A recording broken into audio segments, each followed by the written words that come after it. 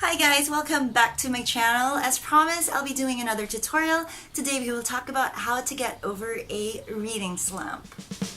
You are correcting me, but I will do here the song for you forever. I wanted to cover this topic because I see, when I read comments, I see that a lot of people mention this, and I also posted on my bookstagram where I'm very active. I'll post a link down below. I posted on bookstagram asking people how they themselves get over reading slumps. So this video will cover some of my tips and a few tips that people posted on my account, which I thought were awesome tips. Without further ado, I promise I'd never say that, but oh well. Let's begin. Now, the tips I'm about to give will also help you if you're a student or if you're just feeling lazy at work. So it's not just for reading slumps, it's also for work slumps or productivity slumps. Hopefully you learn a thing or two. I'll be making more tutorials. Don't forget to subscribe. Tip number one, and this is my favorite tip for productivity in general, for reading slumps, for work slumps, for anything that you need to do but you're too lazy or too distracted to do it, and this is the Pomodoro Method. This method has been around for a long time, I believe a few centuries. It was discovered by some Italian dude, whatever. Anyway, what the Pomodoro Method involves is you time yourself for 25 minutes, that is one Pomodoro. During those 25 minutes, no distraction, no smartphones especially. And after 25 minutes are up where you do focus work, you have 5 minutes of rest, and then after 5 minutes of rest, you do it all over again. So that's a second Pomodoro, which is 25 minutes of work or reading once more, followed by 5 minutes of rest. Do this 4 times, and then you can have a longer rest period of 25 minutes. Now, the 25-minute period is not fixed, that you can adjust that. For example, whenever I'm writing, I do 25 minutes because past that, I can't focus as well. But if I'm doing work that doesn't really require a ton of focus, not as much as writing, I extend it to 45 minutes, so it's adjustable. I think this works because as soon as you hit the timer, your mind it's like you're telling yourself, okay, get to work. It's like the clock inside of your emotions, which are very erratic and which are not reliable.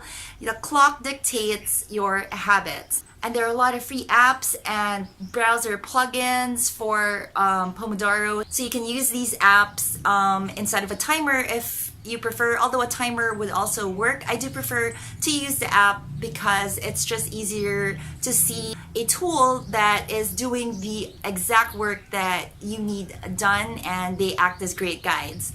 I will link the free apps down below, as well as the free Chrome browser plugin that I use to keep track of my time. Tip number 2, another thing that I do that I find very effective to get over a reading slump or any productivity slump is to get rid of my smartphone. I know it sounds so obvious and simple, but trust me, these suckers are designed to be addicting, literally.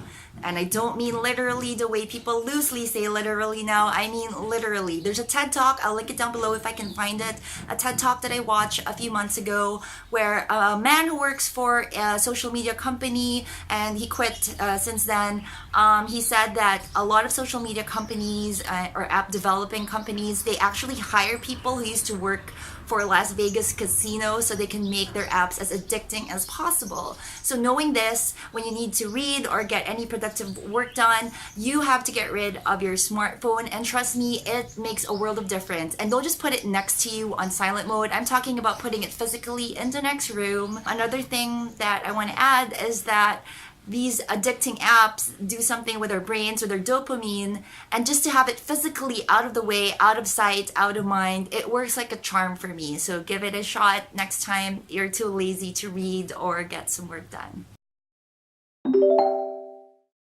Tip number 3, to get over a reading slump, I recommend reading something short or light, or short like an article, or light like a very fluffy novel, just to get you back. I like to use the power of momentum. It's so easy to just be lazy once you're already lazy, but if you already started to read or do anything just to get your foot in the door, just to get the ball rolling, makes a world of difference. So next time you experience a reading slump, or if you're experiencing one now, start with an article, start with something fluffy, even if it's something that's kind of embarrassing to admit that you read. I love to read nonfiction and intellectual stuff, but at the same time, I'm not ashamed to admit that I also like to read YA books or some fluffy romance. There's nothing wrong with that. Tip number 4 came from Nicolette Tabadioli. I'm not sure if I'm butchering your name. I probably am. I'm sorry. It's an amazing tip. He said, I embrace it. Sometimes I use Europeana to find a 19th century article or short story from its collection of digitized newspapers and magazines of that era, instead of beginning a new book. Some other times I reread an all-time favorite. Either way it works. I'll be glad to watch your YouTube video. Thank you so much for that tip, and I love it. I think picking up a magazine is a great way to get over a reading slump, because magazines come with colorful pictures, and come on, even if we're bookworms, we're still people. A pretty picture is a pretty picture. Tip number 5 came from Bookstagram again, from That Bookish Teacher.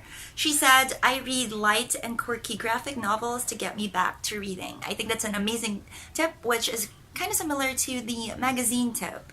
Graphic novels obviously have beautiful illustrations. If you're stuck in a slump, I mean, come on, you gotta do what you gotta do. And a graphic novel is a novel. No elitists, and screw you if you are. So those are my tips for today. I'll be making more tutorials, so don't forget to subscribe and click whatever buttons you want down there. Any violent reactions, put them down there. I always love a good discussion or a great debate. Thank you so much, guys. Till next time.